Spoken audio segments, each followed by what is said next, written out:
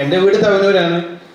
ഒരു 10-12 കിലോമീറ്റർ വണ്ടി ഓടിച്ച് എന്ന് കാലത്ത് വരും, ഇവനെ പ്രാക്ടീസ് ചെയ്യും, തിരിച്ച് വീണ്ടും വീട്ടിലോട്ട് പോകും, തിരിച്ച് വീണ്ടും വെളിയങ്കോട് സ്കൂളിലോട്ട് പോകും.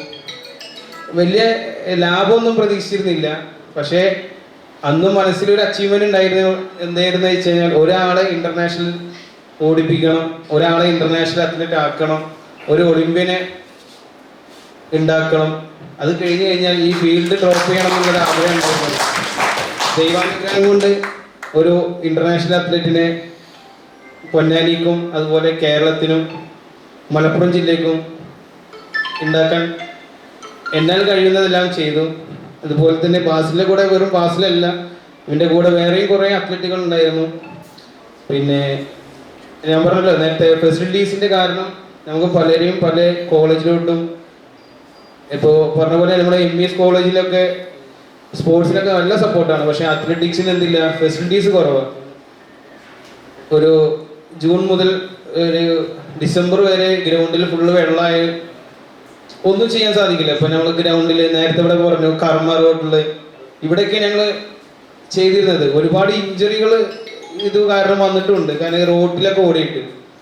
ഞാൻ ഒരു ഇവൻ്റെ തുടക്കമാണ് ഞാൻ പറയുന്നത്, ആരെയും പറഞ്ഞ് മുഷിപ്പിക്കല്ല. കാരണം നിങ്ങൾ ഇത് അറിഞ്ഞിരിക്കണം. വെറും ഒരു ഇന്റർനാഷണൽ മെഡൽ വന്നത് മാത്രം അറിഞ്ഞാൽ പോരാ.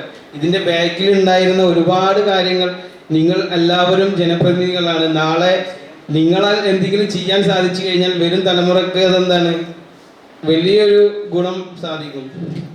അതിനു വേണ്ടിയിട്ടാണ് ഈ ഒരു ഹിസ്റ്ററി ഞാൻ നിങ്ങൾക്ക് പറഞ്ഞത്. ബാസിൽ ഒരുപാട് സ്ട്രഗിളിങ് ഉണ്ടായിരുന്നു. ഒരുപാട് പറഞ്ഞാൽ ചെറിയ സ്ട്രഗിളിങ് ഒന്നായിരുന്നില്ല. ഇപ്പോൾ ഈ ഒരു റിസൾട്ടിലാണ് ബാസിലും അല്ലെങ്കിൽ പൊന്നാനിലും ഇങ്ങനെ ഒരു സംഭവം മുന്നേ ഇപ്പോൾ ഉണ്ടായിരുന്നെന്ന് അറിയുന്നുള്ളൂ. മുന്നേ, അതായത് 6-7 കൊല്ലങ്ങൾക്ക് മുന്നേ ഈ സംഭവം നിങ്ങളുടെ ഈ ചുറ്റുവട്ടത്ത് ഉണ്ടായിരുന്നു. പക്ഷെ അന്ന് ആരും ഈ സാധനത്തിന് എന്തറിഞ്ഞില്ല, തിരിച്ചറിഞ്ഞില്ല. ആരും ഇതിനെപ്പറ്റി ബോധേഡായിരുന്നില്ല. വളരെ ചുരുക്കം പറയുന്ന ആളുകൾക്ക് മാത്രമേ അറിയുന്നുണ്ടായിരുന്നുള്ളൂ. അന്ന് ഈ പത്രത്തിൽ ബാസിലെ ഫോട്ടോ കട്ടിങ് വരും, നമ്മളെ പൊന്നാനി ന്യൂസിൽ ഇങ്ങനെ വരും. അത് എന്താണ്, അല്ലെങ്കിൽ എന്തെങ്കിലും ഞങ്ങളെ കൊണ്ട് ചെയ്യണോ എന്നുള്ള ഒരു എൻക്വയറി ഒരു ഭാഗത്തുനിന്നും ഞങ്ങൾക്ക് ഉണ്ടായിട്ടില്ല. ഞാൻ ബാസിനോട് ഒരുപാട് വട്ടം പറയണ്ടേ, നമുക്ക്